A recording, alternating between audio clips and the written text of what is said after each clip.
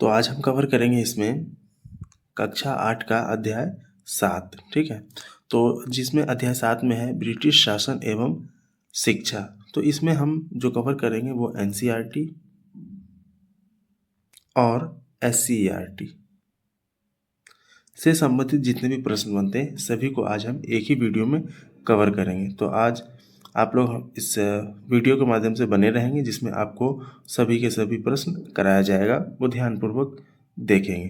तो चलिए आज का क्लास शुरू करते हैं।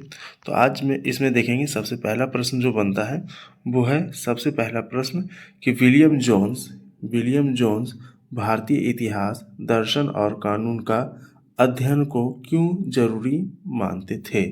तो इसका रीजन क्या था कि भारत में बेहतर अंग्रेजी शासन स्थापित करने के लिए विलियम जोन्स क्या चाहता था कि भारत में जो है बेहतर अंग्रेजी शासन स्थापित किया जा सके। दूसरा सवाल है कि आधुनिक शिक्षा की भाषा किसको बनाया गया। तो आधुनिक शिक्षा की भाषा बनाया गया अंग्रेजी को। किसको बनाया गया? अंग्रेजी को। अगला सवाल है एशियाटिक सोसाइटी ऑफ बंगाल की स्थापना किसने किया। तो इसकी स्थापना विलियम जोन्स ने किया था। ठीक है, एशियाटिक सोसाइटी ऑफ बंगाल की स्थापना किसने किया था?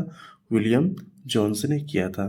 अगला है कि औपनिवेशिक शिक्षा ने भारतीयों के मस्तिष्क में हीनता का बोध पैदा कर दिया। गांधी जी ऐसा क्यों मानते थे। तो गांधी जी का ऐसा मानने का रीजन था कि भारतीयों द्वारा पश्चिमी सभ्यता को श्रेष्ठ मानने के कारण, यानी भारतीयों के द्वारा जो पश्चिमी सभ्यता क्या मानने लगा? श्रेष्ठ मानने लगा। चलिए अगला सवाल है जो मिलान करने वाला है, बुक में दिया हुआ है, उस पर ध्यान देंगे।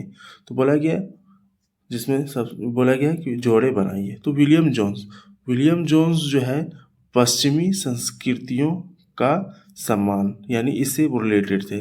अब है रविंद्रनाथ टैगोर। तो रविंद्रनाथ टैगोर जी जो है वो थे प्राकृतिक परिवेश में शिक्षा से संबंधित।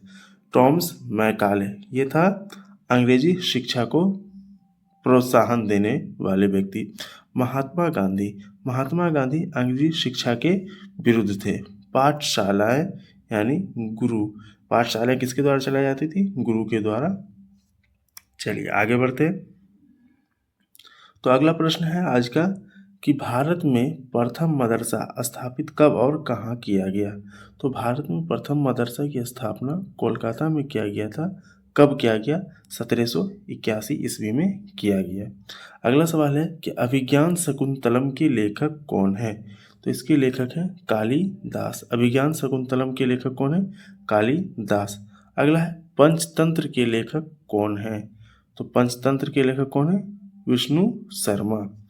हितोपदेश पुस्तक के लेखक कौन है? हितोपदेश पुस्तक के लेखक कौन है? नारायण पंडित। कौन है? नारायण पंडित। अगला सवाल है एशियाटिक सोसाइटी ऑफ बंगाल की स्थापना कब और कहाँ हुई। तो इसकी स्थापना 1784 ईस्वी में कोलकाता में हुई। कब? 1784 ईस्वी में। कहाँ? तो कोलकाता में, क्योंकि इसका नाम से ही पता चल रहा है कि बंगाल बोला गया है। ठीक है। अगला है कि आधुनिक शिक्षा अधिनियम कब आया था और किसके समय में। तो इसका यानी ये जो अधिनियम लाया गया ये 1835 ईस्वी में, और किसके समय में? तो विलियम बेंटिक के समय में। यानी आधुनिक शिक्षा अधिनियम कब आया था? 1835 ईस्वी में, और ये किसके समय में? विलियम बेंटिक के समय में। अगला है कि भारतीय शिक्षा का मैग्ना कार्टा किसको कहा जाता है। ये कहा जाता है वुड डिस्पैच को। कब आया था? 1854 ईस्वी में आया था। अगला है कि वुड डिस्पैच का उद्देश्य क्या था। तो वुड डिस्पैच का उद्देश्य जो था वो अंग्रेजी शिक्षा का प्रचार और महिलाओं को शिक्षा देना, यानी महिलाओं को शिक्षा की ओर लाना। अगला है कोलकाता, मुंबई और मद्रास में विश्वविद्यालय की स्थापना कब हुई। तो इसका आंसर हो जाएगा ये तीनों जगह पर 1857 ईस्वी में हुई थी। तो ये जो कलकत्ता, मुंबई और मद्रास में विश्वविद्यालय की स्थापना हुई, इसका आधार अगर देखा जाए तो ये वुड डिस्पैच ही था। क्या था? वुड डिस्पैच के आधार पर 1857 ईस्वी में कोलकाता, मुंबई और मद्रास में विश्वविद्यालय की स्थापना की गई थी। चलिए अगला सवाल है कि विलियम एडम का रिपोर्ट किससे संबंधित था, यानी उसका संबंध किससे था, तो शिक्षा से था। किससे था? शिक्षा से था। तो विलियम एडम का जो रिपोर्ट आया था वो 1830 के दशक में आया था। कब आया था? 1830 के दशक में आया था। अगला है विलियम एडम कौन था? तो विलियम एडम एक ईसाई प्रचारक था जो बंगाल और बिहार का दौरा किया था। अगला है कि शांति निकेतन की स्थापना कब और किसने किया? तो शांति निकेतन की स्थापना 1901 ईस्वी में रविंद्रनाथ टैगोर ने किया था। कहाँ? तो बंगाल में किया था। अगला है कि बिहार का प्रथम आधुनिक स्कूल कौन था? बिहार का प्रथम आधुनिक स्कूल कौन था?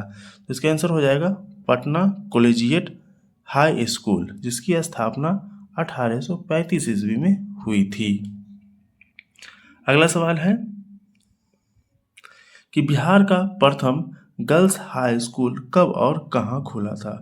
बिहार का प्रथम गर्ल्स हाई स्कूल कब और कहाँ खुला था? तो ये 1867 ईस्वी में बांकीपुर पटना में खुला था। अगला है बिहार का सबसे पुराना कॉलेज कौन सा है? तो इसका आंसर हो जाएगा पटना कॉलेज। कौन सा है? पटना कॉलेज। अगला सवाल है ईसाइयों ने सबसे पहले बिहार के किस क्षेत्र में अपना कार्य आरंभ किया? तो ये बेतिया में किया। ईसाइयों ने सबसे पहले बिहार में किस क्षेत्र में अपना कार्य आरंभ किया था? तो बेतिया में किया था। अगला है डॉक्टर राजेंद्र प्रसाद ने बिहार के किस कॉलेज में अध्यापक के रूप में काम किया था? तो ये हो जाएगा लंगत सिंह कॉलेज मुजफ्फरपुर में। तो राजेंद्र प्रसाद कहाँ अध्यापक यानी एक टीचर के रूप में काम किए थे? तो लंगट सिंह कॉलेज मुजफ्फरपुर में। तो आज के लिए इतना ही, फिर मिलेंगे नेक्स्ट वीडियो में। इस वीडियो में आपका ये अध्याय